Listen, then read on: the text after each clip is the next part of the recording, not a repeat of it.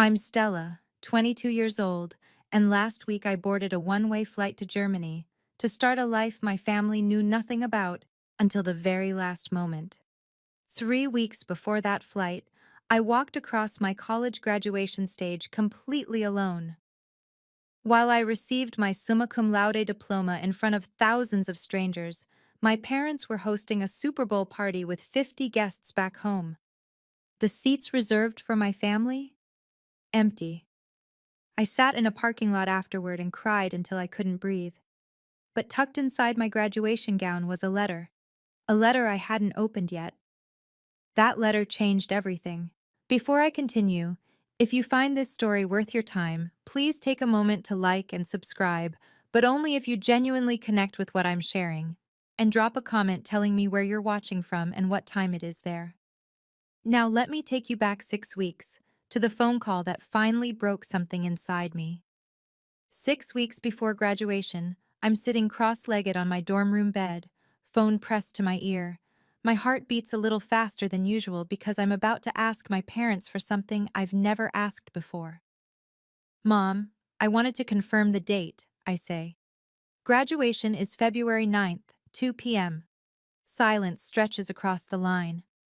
I hear my father's TV blaring in the background, some sports commentary. Sweetheart, Mom finally says, her voice careful. You know what day that is, right? I know, of course I know. Super Bowl Sunday, I answer. But the ceremony is only 2 hours. The stadium is 40 minutes from home. You could make it back before halftime. More silence. Then Dad's voice cuts in. He must have grabbed the phone. Stella, Tyler has important guests coming that day. There's a scout from the NFL. This could be his big break. My chest tightens. Tyler. Always Tyler. Dad, I'm graduating with honors. I've been working toward this for 4 years. And we're proud of you, Mom jumps back in. Her tone the practiced sweetness I've heard 1,000 times. But honey, graduations happen every year. Super Bowl only comes once. I want to scream. I want to remind them that I worked 3 jobs to pay for this degree while they bought Tyler a new car, hired him a personal trainer, flew him to tryouts across the country. But I don't. I've learned that screaming changes nothing in this family. I understand, I whisper. Good girl. We'll celebrate later, okay? Send us pictures. The line goes dead. I sit there, phone still in my hand, and realize something. Not once did they ask what honors I received. Not once did they ask if I was excited. Not once did they ask if I needed anything. To them, my graduation was just another Tuesday. I should explain how we got here. 4 years ago, when I was 18, I received my college acceptance letter with a partial scholarship. I ran downstairs, waving it like a golden ticket. Mom, Dad, I got in, with a scholarship. Dad barely looked up from his laptop. That's nice, sweetheart, but we need to talk about money. What followed was a conversation that shaped everything. We can't afford to pay for your school, Dad said flatly. Tyler needs specialized training this year. His coach says he has real potential. But the scholarship covers 60%. Stella. Mom's hand found my shoulder, her touch gentle but firm. You've always been so independent. Tyler needs more support. You understand, right? I understood perfectly. From that day forward, I became a ghost in my own family. I applied for every scholarship I could find. I worked as a barista at 6 a.m., a teaching assistant by noon, and a tutor until midnight. I ate instant ramen 5 days a week to save money. My GPA climbed to 3.9, while my bank account hovered near zero. Meanwhile, Tyler got a brand new Mustang for his 19th birthday. For driving to practice, Mom explained. Tyler got a personal nutritionist. Athletes need proper fuel, Dad insisted. Tyler flew first class to training camps across the country. Investments in his future, they called it. In 4 years of college, I went home exactly 6 times. Each visit felt the same. Help Mom cook for Tyler's friends, hear about Tyler's games, watch Tyler open gifts while I sat in the corner. Not once did anyone ask about my research paper on social inequality. Not once did anyone ask about my dean's list placement. But there was one person who noticed. A professor who would change my life. I just didn't know it yet. The night after that phone call, I dial a different number. The one person who never made me feel invisible. Grandma Grace? Stella, my darling. Her voice wraps around me like a warm blanket. At 80 years old, my grandmother still sounds sharper than most people half her age. 30 years of teaching high school English will do that to you. I heard about your parents, she says before I can explain. Your mother called me, tried to justify it. And? And I told her she was making a terrible mistake. Grandma Grace never minces words. But you know your mother. She thinks the sun rises and sets on that football. I laugh despite myself.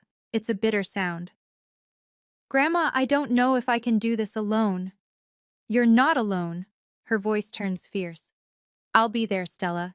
Even if I have to crawl, I'll be in that audience. My throat tightens. Grandma Grace lives 2 hours away. Her knees are bad. Her heart isn't what it used to be. And yet she's willing to make the drive that my parents won't. You don't have to. Hush. This is non-negotiable. She pauses. Now tell me the truth. Is there something else going on? You sound different, like you're carrying a secret. I freeze. How does she always know? It's nothing, Grandma. Just nervous about after graduation. Mm-hmm. She doesn't sound convinced. Well, whatever it is, you can tell me when you're ready. Just remember, you don't need their approval to shine, sweetheart. You never did. After we hang up, I stare at the ceiling. Grandma Grace is right about one thing. I am carrying something. Something I'm not ready to share with anyone. Not yet. 1 week before graduation, I'm called into Dr. Margaret Smith's office. Dr. Smith has been my thesis advisor for 2 years, a sharp-eyed woman in her late 50s who never sugarcoats anything. She's the only professor who ever pushed me to submit my research to academic journals. The only one who treated me like I had something worth saying. Close the door, Stella. She gestures to the chair across from her cluttered desk. Sit. I obey, my heart hammering. Did I do something wrong? Is there a problem with my thesis? I've been watching you for 4 years, she begins. You're one of the most dedicated students I've ever taught. Your thesis on socio-economic barriers in education? It's exceptional work. Thank you, Dr. Smith, but she holds up a hand. I'm not finished. 8 months ago, I submitted your name for something. A nomination. I didn't tell you because I didn't want to get your hopes up. My pulse quickens. A nomination for what? She reaches into her desk drawer and pulls out a sealed envelope. It's cream-colored, heavy, official-looking. I catch a glimpse of a logo I don't immediately recognize. Results should be in here, she says, sliding it toward me. But don't open it now. Wait until after the ceremony. I want graduation day to be... She pauses, choosing her words carefully. Memorable for you, one way or another. I take the envelope with trembling fingers. It feels impossibly light for something so potentially life-changing. What is this? Dr. Smith smiles, a rare expression on her usually serious face. Let's just say that your hard work may have opened doors bigger than you imagined. Congratulations in advance, Stella. Whatever happens next, you earned it. I tuck the envelope into my graduation gown that night, and I wait. 5 days before graduation, I drive home to pick up some old belongings from my childhood room. The moment I pull into the driveway, I know something is different. There's a massive banner stretched across the garage door.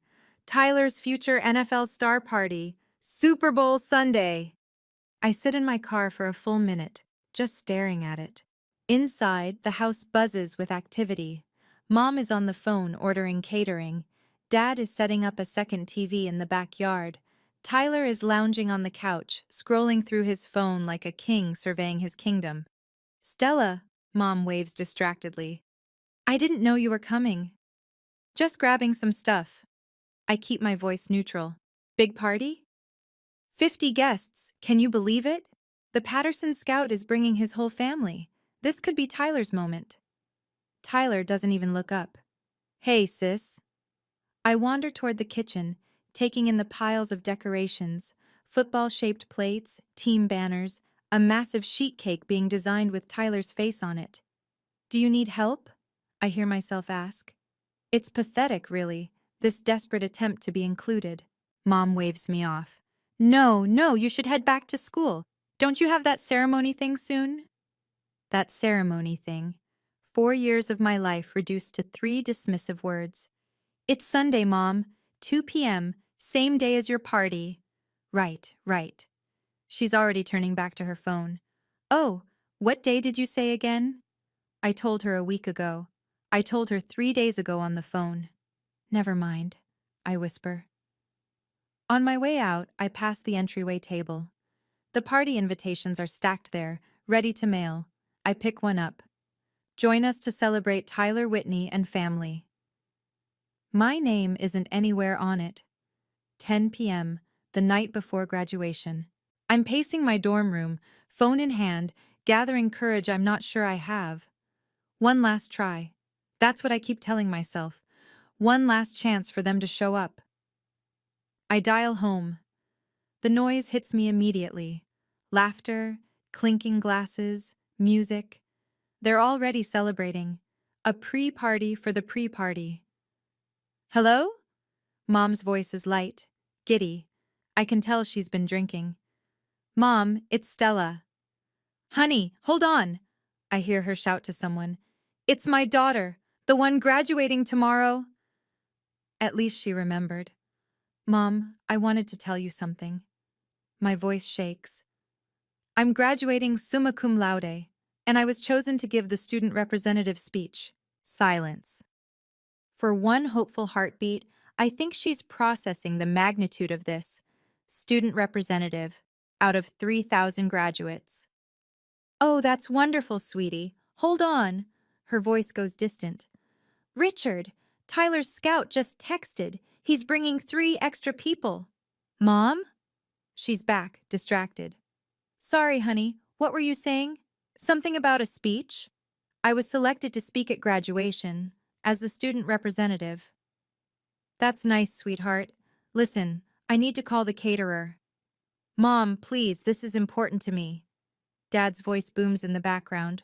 Who's on the phone? Tell them to call back, we're busy. Stella, honey, I'll call you back tomorrow, okay? Love you. Beep, beep, beep. She hung up. I sit on the edge of my bed, staring at the graduation gown hanging on my closet door. Dr. Smith's envelope is tucked in the inside pocket. I haven't opened it. Somehow it feels like the only thing in my life right now that might still hold possibility. Tomorrow I walk alone. But maybe I'll walk toward something bigger than they could ever imagine. Super Bowl Sunday. 6 a.m. I wake before my alarm, staring at the pale winter light creeping through my dorm window. Today should feel momentous, the culmination of 4 years of sacrifice, sleepless nights, and silent tears. Instead, it feels hollow. I shower. I style my hair carefully. I put on the dress I bought at a thrift store for $12, navy blue, simple, the nicest thing I own. Then I lift my graduation gown from its hanger and slip it on. The fabric is heavier than I expected, or maybe that's just the weight of everything else. My phone buzzes. I grab it too quickly, hating myself for hoping. Tyler. Good luck today, sis. Sent at 2:47 a.m. He was probably drunk. Nothing from Mom, nothing from Dad.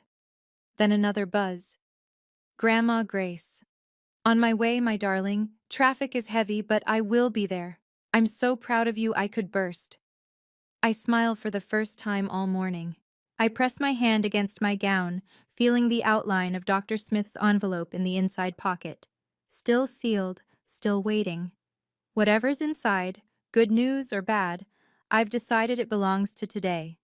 Not yesterday's disappointments, not tomorrow's uncertainties. Today. I take a selfie in the mirror. Cap slightly crooked. gown billowing, eyes red-rimmed but determined. I don't know who to send it to, so I just save it.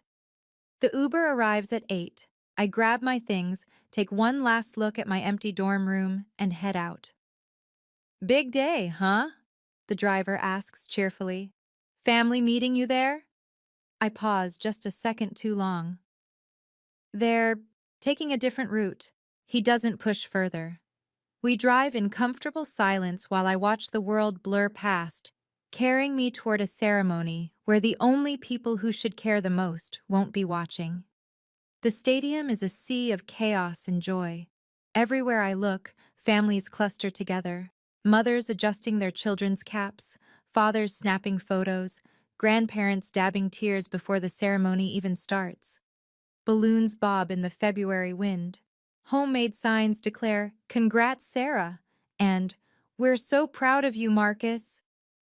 I wade through this ocean of love, searching for Section C, Row 12. The family seating section has a small placard with my name, Stella Whitney, seats 4 to 7. 4 seats. I reserved 4 seats out of desperate hope. All 4 are empty.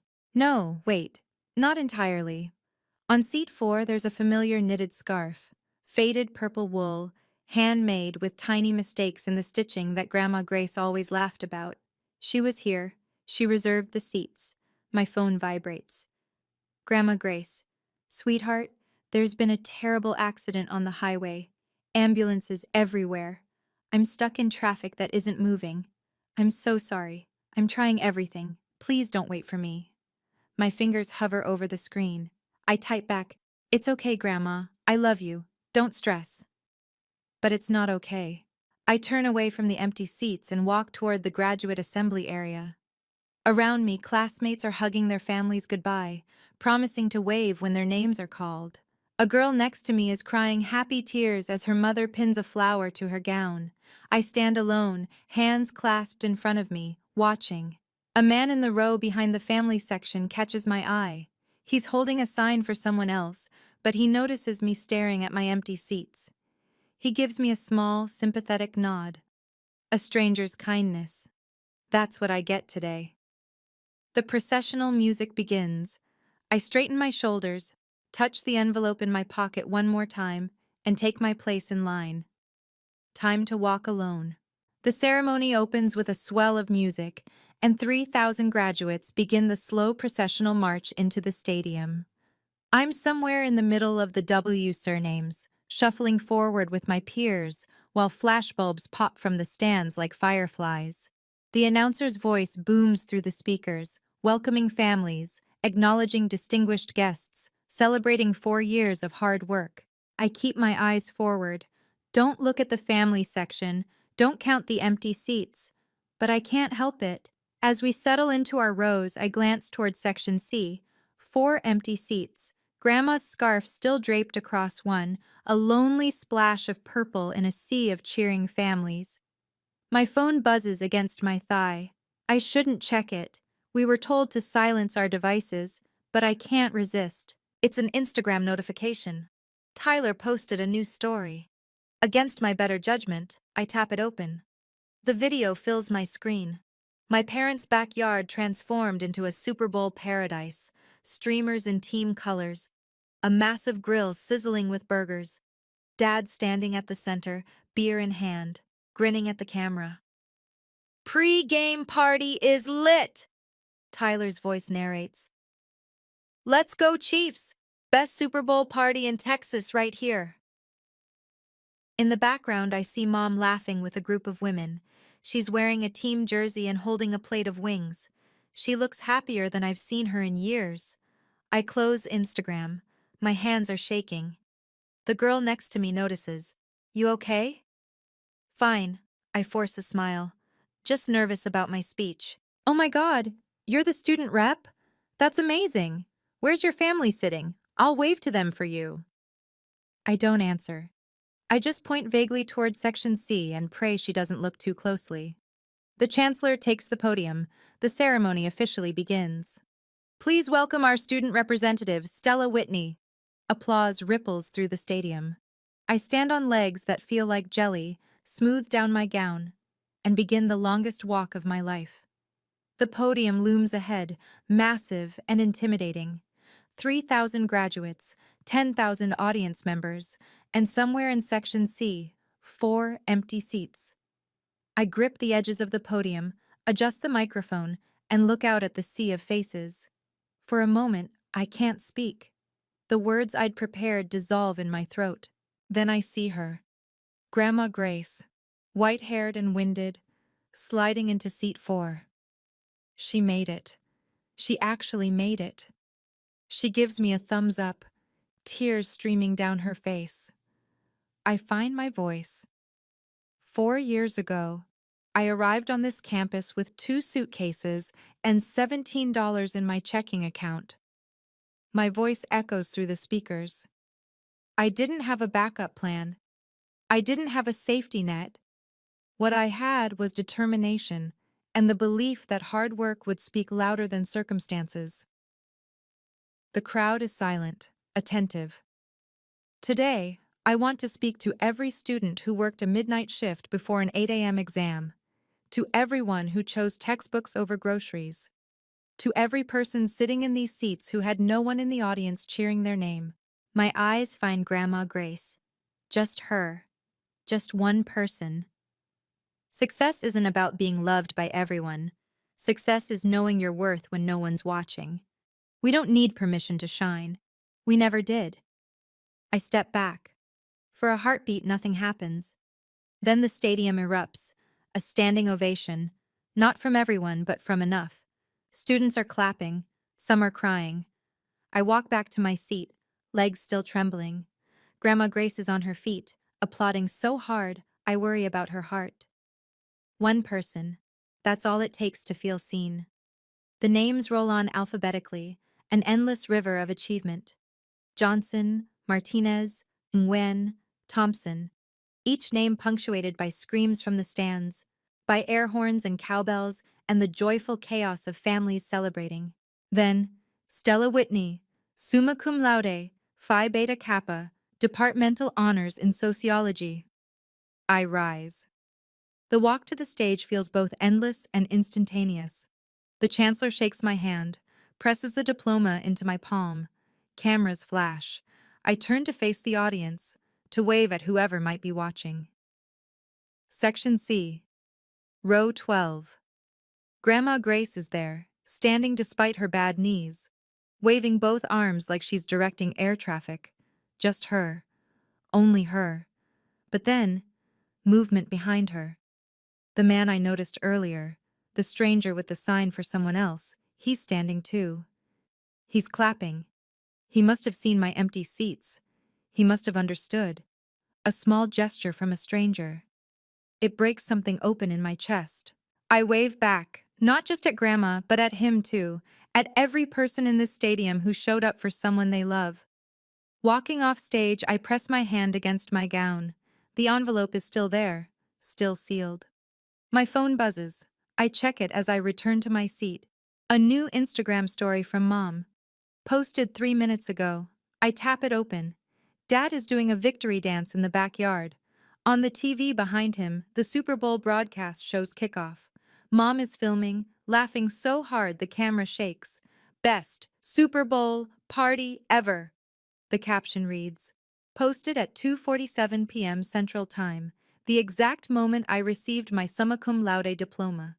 I close Instagram, slide my phone into my pocket, and sit in silence until the ceremony ends. The ceremony ends with a cascade of caps thrown skyward.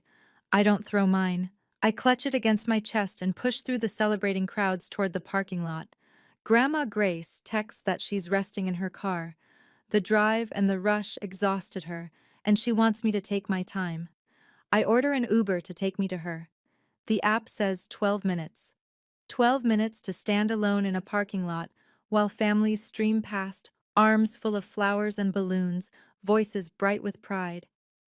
I find a bench near the edge of the lot and sit down. Around me, the world celebrates. A father lifts his daughter onto his shoulders. A mother pins a corsage onto her son's gown. 2 grandparents unfurl a banner. Our little girl is a doctor now. The tears come without warning. Not gentle tears. Not dignified tears. I'm talking about the kind of crying that doubles you over, that steals your breath, that makes your whole body shake.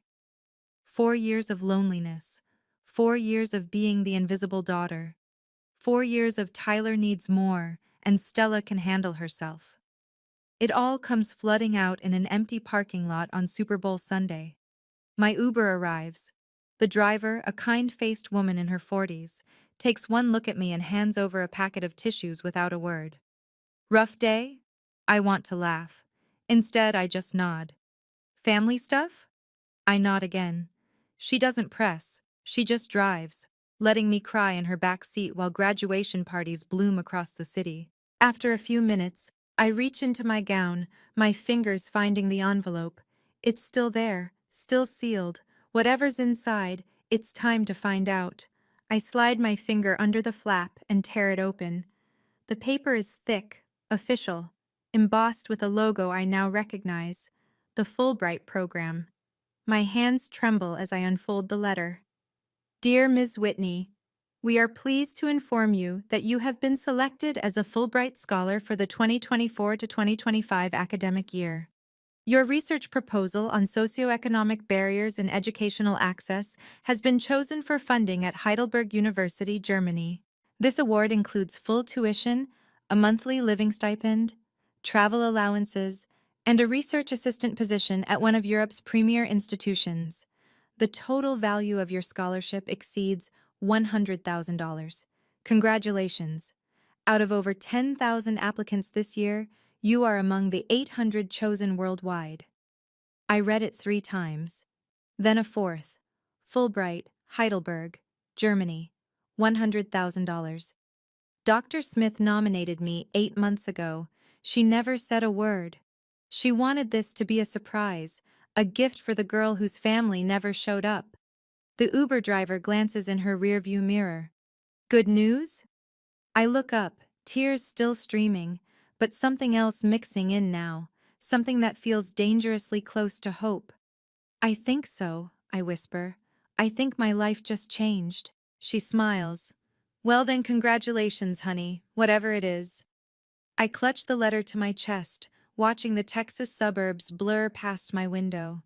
Somewhere across this city, my parents are eating buffalo wings and cheering for a football game. They have no idea that their forgotten daughter just received one of the most prestigious academic honors in the world. And for the first time in 4 years, I don't want to tell them. Not yet. Because I'm starting to realize something. I don't need them to see my worth for it to be real. I just need to see it myself. Grandma Grace's car is parked at the edge of the lot. I find her reclined in the driver's seat, eyes closed, that familiar purple scarf draped across her lap. I tap on the window and she startles awake, then breaks into the widest smile I've seen in years. My brilliant girl. She fumbles with the door, struggles out of the car, and pulls me into a hug so tight I can barely breathe. I made it. I was stuck behind that accident for 2 hours, but I made it. I know. I saw you. I hug her back just as fiercely. You were the only one. She pulls back, studies my face with those sharp eyes that miss nothing. You've been crying, and she tilts her head. Something else. You're different. What happened? I can't hide anything from her. I never could. Without a word, I hand her the letter. She reads it slowly, lips moving silently. I watch her expression shift. Confusion, then recognition, then disbelief. Stella Marie Whitney. Her voice cracks. Is this real? It's real, Grandma. She sits back down heavily, one hand pressed to her chest. For a terrifying moment, I think I've given her a heart attack. Then she laughs, a full, joyful, tearful laugh that echoes across the empty parking lot. My granddaughter, a Fulbright scholar. She looks up at me, eyes shining. Do your parents know? No. Good. The word comes out fierce, surprising me. Don't tell them, not yet. Grandma? She takes my hand. My birthday is in 3 weeks. The whole family will be there. Let me handle this. Let them see what they've been ignoring all these years, in front of everyone. I hesitate. I don't want to make a scene. It's not a scene, sweetheart. Her grip tightens. It's a reckoning. The next 3 weeks pass in a strange kind of silence.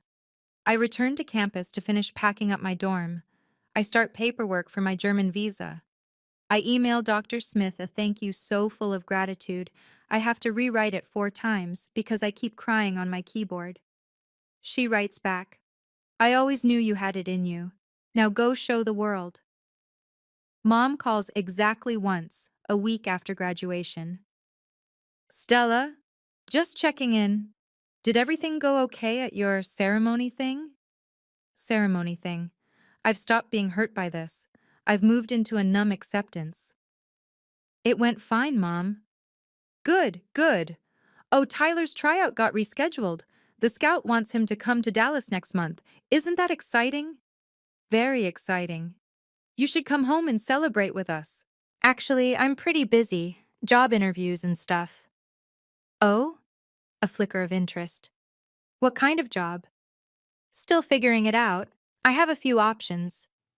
Well, don't be too picky. With a sociology degree, you can't afford to be choosy. The old Stella would have defended herself. The new Stella just says, I'll keep that in mind. Dad doesn't call at all. Tyler texts once, Miss you, sis. When you coming home? I reply, Grandma's birthday. See you there. Meanwhile, I book a one-way flight to Frankfurt. Departure, 2 days after Grandma Grace's party. I tell no one except Grandma. She calls me every night, giddy with planning. I've worked out the perfect moment, she whispers one evening. Right after I cut the cake, I'll ask everyone to share their good news. Tyler will brag about his scout. And then I tell them. And then you tell them. I can hear her smile through the phone. They won't know what hit them. I drive into my hometown on a Friday evening, 3 weeks after graduation. Instead of going to my parents' house, I check into a motel off the highway, the kind with peeling wallpaper and a coffee maker that sputters like it's dying. It's not glamorous, but it's mine. My space, my terms. Mom texts around 7. Are you in town yet? Your room is ready? I reply, staying at a friend's place. See you at Grandma's tomorrow. She doesn't question it. She probably doesn't care enough to question it. I spread my documents across the motel bed. Fulbright acceptance letter, Heidelberg research position confirmation, German visa application, one-way flight itinerary. Tomorrow, all of this becomes public. My phone rings. Grandma Grace. You ready, sweetheart? I think so. I'm sitting cross-legged on the scratchy comforter, staring at my reflection in the TV screen. Grandma, what if they don't care? What if I tell them and they just shrug? Silence. Then, that's not the point, Stella. Then what is? The point is that you'll know. You'll know that you stood up, spoke your truth, and walked away with your head high. What they do after that is on them. She's right. I've spent 22 years waiting for my parents to see me. Tomorrow, I stop waiting. What time should I arrive? 2 o'clock. I'll make sure Tyler brags first. It'll make your moment land harder. I laugh despite my nerves. You're devious, Grandma. I'm 80 years old. I've earned the right to be devious. Her voice softens. Sleep well, my darling. Tomorrow is your day. After we hang up, I fold the letters carefully, slide them into my purse, and lie back on the bed. Tomorrow, I stop being invisible. Tomorrow, I say goodbye. Now, I want to pause here for just a moment. Because things are about to get intense. I'm curious, what do you think my parents will do when they hear the news? Drop a 1 in the comments if you think they'll apologize. Drop a 2 if you think they'll get angry. And hey, if you've been writing this story with me from the beginning, hit that subscribe button. The biggest moment is coming up next. Okay, back to the story. Grandma Grace's house sits at the end of a quiet street. A modest craftsman with a wraparound porch and gardens, she refuses to let anyone else tend. Today, cars line the driveway and spill onto the lawn. At least 30 people are here. Aunts, uncles, cousins I haven't seen in years, old friends of Grandma's from her teaching days. I park down the street and take a moment to collect myself. My purse holds everything: the Fulbright letter, the Heidelberg confirmation, the flight itinerary. Weapons of truth wrapped in official letterhead. The moment I walk through the door, the family chaos swallows me whole. Stella, look at you all grown up. How's job hunting, sweetheart? Your mom says you're struggling. Have you met Tyler's new girlfriend? She's adorable. Tyler is holding court in the living room, surrounded by aunts who hang on his every word. He's wearing an NFL team jersey, of course he is, and gesturing expansively as he tells some story about his latest tryout. The scout said I've got real potential, he's saying. Could be looking at a practice squad spot by next season. Dad stands behind him, chest puffed with pride. That's my boy. Future star right there. I slip past, unnoticed, heading for the kitchen where Grandma is directing traffic like a general commanding troops. Her eyes find mine immediately. She gives me the smallest nod. Soon, she mouths. I nod back and take my position near the back of the room, watching my family orbit around Tyler like he's the sun. Mom is laughing at something he said, her hand on his shoulder, the picture of maternal devotion. No one has asked about my graduation. No one has asked about my plans. That's fine. They'll learn soon enough. The cake comes out, 80 candles flickering in the afternoon light. It's almost time. We sing happy birthday. Grandma blows out the candles, all 80 of them somehow, and the room erupts in applause. Then she raises her hand, and the chatter dies down. Thank you all for coming. Her voice is steady, commanding. 30 years of teaching gave her the kind of presence that demands attention. 80 years is a long time to be alive. I've seen a lot of things. Good things. Hard things. She pauses, scanning the room. Today, I want to hear from my family. Share your good news. Let an old woman feel proud of what she's built. Immediately, Tyler steps forward. Of course he does. Well, Grandma, since you asked, he grins, all confidence and charm. I just had my best tryout yet. Coach said I could be looking at a practice squad contract by fall. Dad whoops. Mom clutches her hands together. The relatives applaud politely. Grandma nods. That's lovely, Tyler. Hard work pays off. She looks around the room again, her gaze landing on an aunt who just got promoted, a cousin who's expecting twins. Each person shares their news, basking in the glow of family approval. Then Grandma's eyes find mine. Stella. Her voice cuts through the murmur of conversation. My oldest grandchild, you just graduated from college. Any news to share with the family? The room turns toward me. I feel their eyes, some curious, some indifferent, some already dismissing whatever I might say. Mom leans over to Aunt Carol. She's still looking for work. You know how it is with those liberal arts degrees. I hear her. I pretend I don't. Grandma raises her hand again. Let Stella speak for herself, Donna. Her voice has an edge I've never heard before. Go on, sweetheart. Tell them. I reach into my purse and pull out the letter. I step forward, the letter steady in my hands. I do have news. My voice doesn't shake. I'm surprised by that. I wanted to share it with the whole family. I unfold the paper, hold it up where everyone can see the official Fulbright letterhead. 3 weeks ago on graduation day, I received this letter. I've been selected as a Fulbright scholar, full funding to conduct research at Heidelberg University in Germany for 2 years. Silence. Complete, absolute silence. Then Aunt Carol speaks first. Wait, Fulbright? The international scholarship? The one that's impossible to get? One of 800 chosen worldwide, I confirm. Out of over 10,000 applicants, the total package is worth more than $100,000. The murmuring begins. I watch faces shift, confusion, shock, disbelief. Cousin Marcus, who went to law school, is staring at me with his mouth open. Uncle Jim is Googling something on his phone. Holy shit, he mutters. Fulbright scholars include Nobel Prize winners, Rhodes scholars. It says here the acceptance rate is like 8%. Mom's face has gone pale. Dad looks like he's been slapped. Grandma Grace is beaming. My brilliant granddaughter, tell them when you received this news, Stella. I look directly at my parents.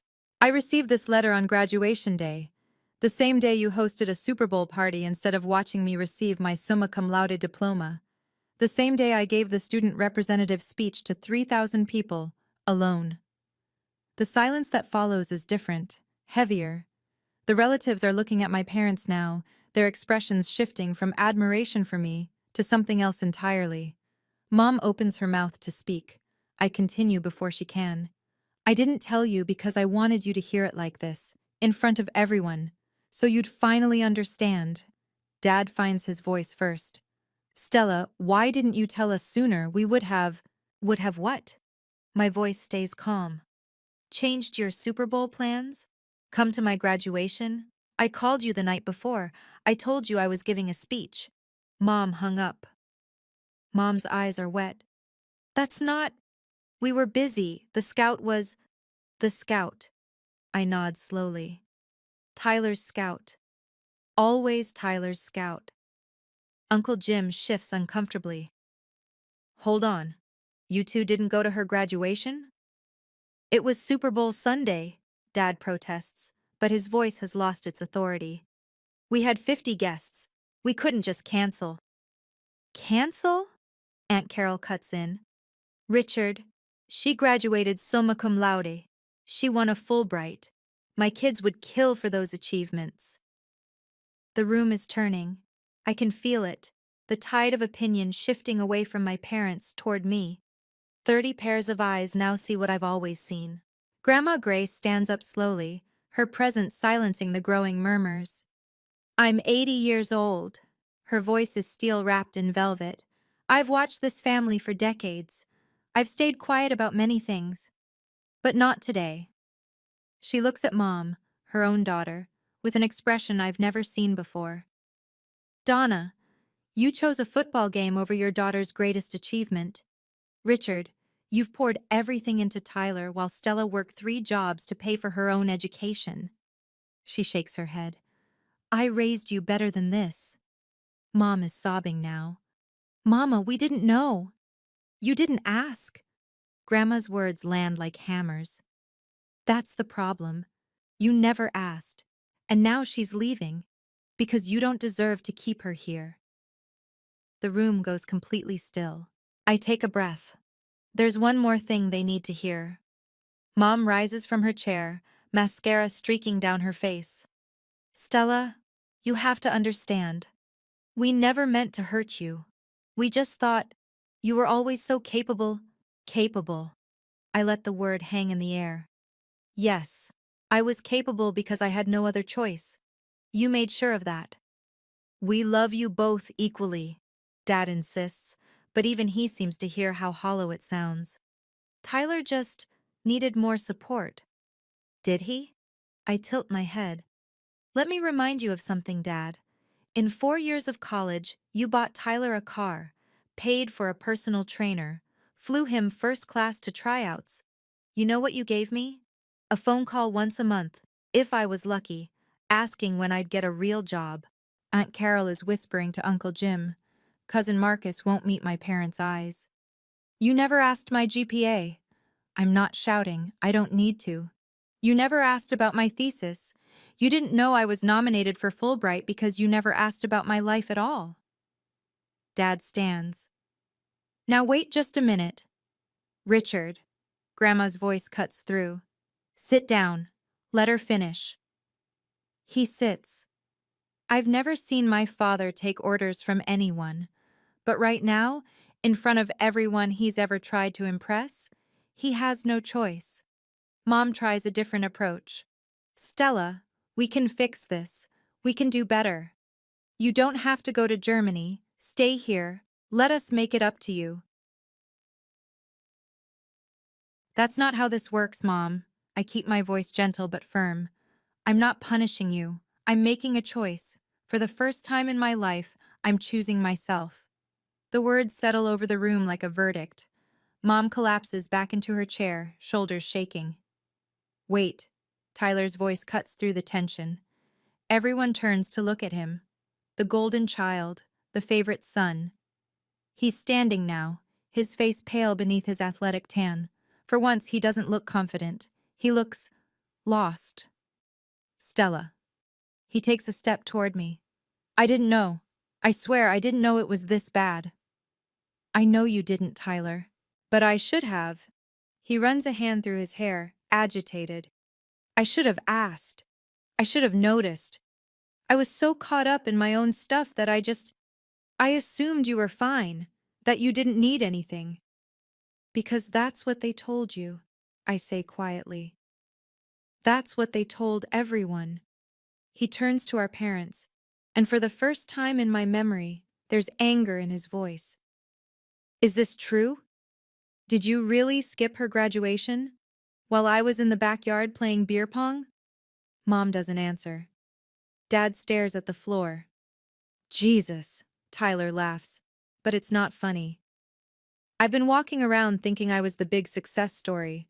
Practice squad potential. He gestures at me.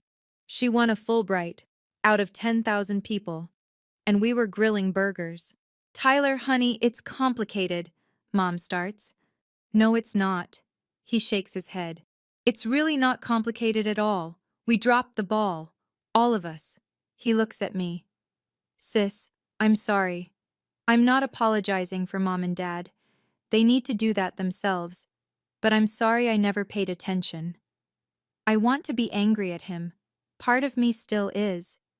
But there's genuine regret in his eyes, and I recognize it for what it is, the first crack in the wall. Thank you, Tyler, I say. That means something. It doesn't fix everything, but it's a start. I reach into my purse one more time. There's one more thing. I pull out the printed flight itinerary. I bought my ticket to Germany 3 weeks ago. One way. I leave in 2 days. Mom's head snaps up. 2 days? Stella, that's too soon. We haven't even had time to... Time to what, Mom? I keep my voice level. Talk? You've had 22 years to talk to me. You chose not to. Dad stands again, this time with something desperate in his face. I won't allow this. You can't just leave the country without... Without what, Dad? Your permission? I almost laugh. I'm 22. I have a fully funded scholarship to one of the best universities in Europe. I don't need your permission for anything. But you can't... He stops. Realizes he has nothing to leverage. No money I need. No support I can't live without. I've built my entire life independent of them, and they're only just now realizing what that means. Grandma Grace rises from her chair, crosses the room, and takes my hand. This party was supposed to be about me. She looks around at the silent guests. But I want everyone to know. This moment, right here, is the best gift I've ever received. Watching my granddaughter stand up for herself. She turns to Mom, her own daughter, with tears in her eyes. Donna, I love you. But you've made mistakes. Big ones. Now you have a choice. Spend the next 2 days making excuses, or spend them trying to repair what's left. Mom is crying too hard to speak. I squeeze Grandma's hand and look out at the room, at the relatives, the friends, the witnesses to this reckoning. I'm not abandoning this family, I say clearly. I'm just choosing to go where I'm valued. Dad corners me by the kitchen doorway an hour later. The party has fractured into awkward clusters, relatives making polite excuses to leave early, Grandma holding court with the few who stayed, Mom crying in the bathroom. Stella. His voice is low, intense. This is a mistake. Europe? What kind of career is that? What about health insurance? What about... I have a research stipend, full health coverage, and a 2-year contract. I tick them off on my fingers. My advisor has already connected me with academic networks across 3 continents. My career is more secure than Tyler's, if we're being honest. His jaw tightens. Don't compare yourself to your brother. Why not? You did. For 22 years. He flinches. I've never spoken to him like this. Neither of us knows quite what to do with it. If you do this, he says slowly, if you leave like this. Like what, Dad? With my head held high? With my achievements finally on the table? I mean, he struggles for words. If you leave angry, it'll damage this family. Is that what you want? I take a deep breath. This is the hardest part. Staying calm when every cell in my body wants to scream. I'm not angry, Dad. I'm done. There's a difference. Done? Done waiting for you to see me. Done hoping you'll change. Done making myself smaller so Tyler can feel bigger. I meet his eyes. I wish you well. I really do. But I can't keep putting my life on hold for a family that never made room for me. He opens his mouth to respond. Mouth too. I walk past him, through the kitchen, out the back door into Grandma's garden. The azaleas are blooming. The sun is setting. Somewhere inside, I hear my mother sobbing. I feel strangely at peace. Grandma finds me in the garden as the last guests filter out. She settles onto the bench beside me with a small grunt. Her knees aren't what they used to be. For a long moment, we sit in silence, watching fireflies begin their evening dance. How do you feel? She finally asks. Lighter. I'm surprised to realize it's true. Like I've been carrying a weight I didn't know I had. She nods. I've been carrying one too, the weight of staying silent. She reaches over and takes my hand. I should have said something years ago. I watched them neglect you, and I made excuses. They mean well. Tyler just needs extra attention. I was wrong. Grandma, let me finish. Her grip tightens. What you did today took more courage than I've shown in decades. Standing in front of everyone, speaking your truth, that took guts. I learned it from you. She laughs, a watery sound. Flattery will get you everywhere, young lady. The back door opens. Mom stands there, red-eyed, hesitant. She takes a single step toward us, then stops. Grandma looks at her daughter with an expression I can't quite read. Donna, come here. Mom approaches like a child expecting punishment. She stops a few feet away, unable to meet my eyes. Mama, she whispers, I don't know how to fix this. You start by admitting what you did wrong. Grandma's voice is firm, but not unkind. Not to me. To her. Mom finally looks at me. I see something I've never seen before in her face. Genuine shame. Stella, I'm so sorry. It's not enough. Not yet. Maybe not ever. But it's a beginning. Thank you for saying that, Mom. I keep my voice steady. I need time. A lot of time. She nods, crying fresh tears. Time. That's all I can offer right now. 2 days later, I stand at the international departures gate with one suitcase and a carry-on. My phone has been buzzing non-stop since the party. 47 missed calls from Mom, 12 from Dad, 8 texts from Tyler, ranging from, please call me, to, I understand if you need space, to a simple heart emoji. I haven't answered any of them. The only message I opened was from Grandma Grace, sent this morning. Fly safe, my darling. The world is waiting for you. I love you more than words can say. I replied with my own heart emoji. Some things don't need words. The departure board flashes. LH 401 to Frankfurt, now boarding. I gather my things, join the line of passengers shuffling toward the gate. Around me, families hug goodbye. A mother cries into her son's shoulder. A father shakes hands with his daughter, formal but loving. My goodbye happened 2 days ago, in a living room full of witnesses. There's no one here for me now. That's okay. I scan my boarding pass, walk down the jetway, settle into my window seat. The plane is half empty. A midweek flight to Europe doesn't draw crowds. As we taxi toward the runway, I look out the window at the Texas landscape. Flat. Familiar. The only home I've ever known. Somewhere down there, my parents are waking up to the reality that their daughter is gone. Not dead. Not estranged forever. Just choosing a different path. The engines roar. The ground falls away. I watch the city shrink beneath me. First the highways, then the suburbs, then the distant glint of my parents' neighborhood, getting smaller and smaller until it disappears entirely. I turn away from the window, close my eyes, and breathe. For the first time in my life, I'm flying towards something instead of running from it. Somewhere over the Atlantic, I pull out my laptop. The cabin is dark, most passengers asleep under thin airline blankets, but I can't rest. My mind is too full, too alive. I open my email and compose a message to Dr. Smith. Dear Professor Smith, I'm on the plane. I made it. Because of you, I'm flying toward a future I never thought possible. Thank you for seeing something in me when no one else did. Thank you for the nomination, for keeping it secret, for believing I deserved a surprise after years of disappointment. I promise to make you proud. Gratefully yours, Stella. I hit send, then sit back and watch the darkness outside my window. Somewhere below is the Atlantic Ocean, vast and unknowable. Somewhere behind me is Texas, my parents, my brother, my old life. And somewhere ahead is Germany, Heidelberg, a research position, a new beginning. My phone vibrates. One last message slipping through before airplane mode kicks in fully.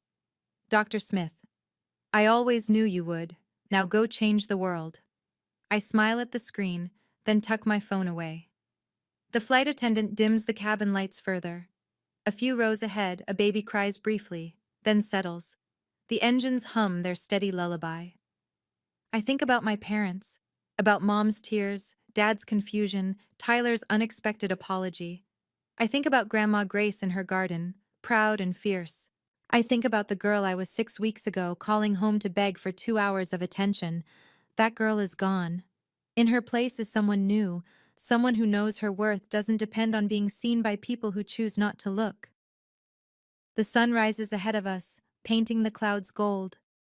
I watch it come, and I let myself hope. If you've ever felt invisible in your own family, if you've ever been the one working 3 jobs while someone else got handed everything, I want you to know you're not alone. Drop a heart emoji in the comments. Let me know you're out there. And if this story hit close to home, share it with someone who needs to hear it. Sometimes one story can change how we see ourselves. Now, let me tell you what happened next. 6 months later, I'm sitting in my tiny apartment in Heidelberg, papers spread across my desk, the German winter pressing against my window. My research is going well, better than well. Last week, my advisor called my preliminary findings exceptional. My phone buzzes, a video call request from Mom. For weeks after I left, I didn't answer her calls. I needed space. Eventually, we graduated to texts, brief, polite, careful. But this is the first video call in months. I hesitate, then accept. Mom's face fills the screen. She looks different, older somehow, tired. But there's something else too, something I don't recognize. Stella, her voice catches. Thank you for answering. Hi, Mom. I won't keep you long, She takes a shaky breath.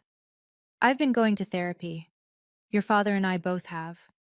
I don't respond. I'm not sure what to say. The therapist helped me see things. Patterns. The way we treated you versus Tyler. I've been making lists of every memory I can recall and, her voice breaks. I'm so ashamed, Stella. I didn't see it at the time, but looking back, it's so clear. Mom, no, let me finish. Please. She wipes her eyes. I'm not calling to ask you to come home. I'm not calling to make you forgive me. I just needed you to know. I see it now. What we did, what we didn't do. And I'm working on becoming someone who deserves to be your mother. The words hang between us, spanning an ocean. Thank you for telling me that, Mom. Are you happy there? I look around my small apartment. My books, my research, my new life. I'm getting there. Good. She nods, tears streaming. That's all I wanted to hear. 1 year after graduation, I'm standing at a podium in Berlin, presenting my research to an international conference. 300 academics fill the auditorium, professors from Harvard, Oxford, Tokyo, Sao Paulo. They're here to hear about my work on educational inequality. My work. Mine. When I finish, the applause is thunderous. A professor from Columbia approaches afterward, business card in hand. Ms. Whitney, your research is groundbreaking. Have you considered doctoral programs in the States? I smile. I'm keeping my options open. Later that night, I video call Grandma Grace. Her face lights up the screen, 81 years old and still sharp as a tack. How was it, my darling? They loved it, Grandma. I got 3 job offers and a PhD invitation. She claps her hands together. That's my girl! Oh, I wish I could have been there. Me too. Your mother called me yesterday, she says carefully. Asked how you were doing. I know. We talk sometimes now. Not often, but sometimes. And your father? That's harder. I pause. He actually apologized last month. It was awkward and stiff, and he clearly didn't know what to say. But he tried. That's something. It's something, I agree. And Tyler? He didn't make the NFL. I say it without judgment. He's working as a coach at a high school now. We text memes to each other sometimes. It's weird, but nice. Grandma nods slowly. Families are complicated. They are. But you, she points at the screen. You, my darling, are thriving. You took everything they threw at you and turned it into wings. I smile, tears pricking my eyes. I learned from the best, Grandma. Nonsense, she winks. You learned from yourself. I just handed you the match. You're the one who lit the fire. You know, looking back on everything, I finally understand my parents in a way I couldn't before. Dad, Richard, he grew up with dreams of NFL glory that ended with a blown knee in high school. Tyler wasn't just his son. Tyler was his second chance, his do-over, his proof that his dreams weren't dead. He poured everything into that because he couldn't face the alternative, that sometimes dreams just die. Mom, Donna, grew up poor, like government cheese poor. Every decision she made was filtered through one question: will this keep us financially safe? Tyler represented security, a future NFL salary, a ticket out of the fear she'd carried since childhood. Neither of them meant to hurt me. They just didn't see me. Because seeing me would have meant questioning everything they believed about success and safety. And me? My weakness was obvious. I wanted their approval so badly that I kept showing up to a table where there was never a seat for me. I made myself smaller, quieter, easier to ignore, hoping that someday they'd notice. They didn't. Not until I stopped hoping. Here's what I've learned. You cannot wait for people to see your worth. You have to see it yourself. And sometimes, the kindest thing you can do, for yourself and for them, is to walk away. Boundaries aren't walls, they're doors.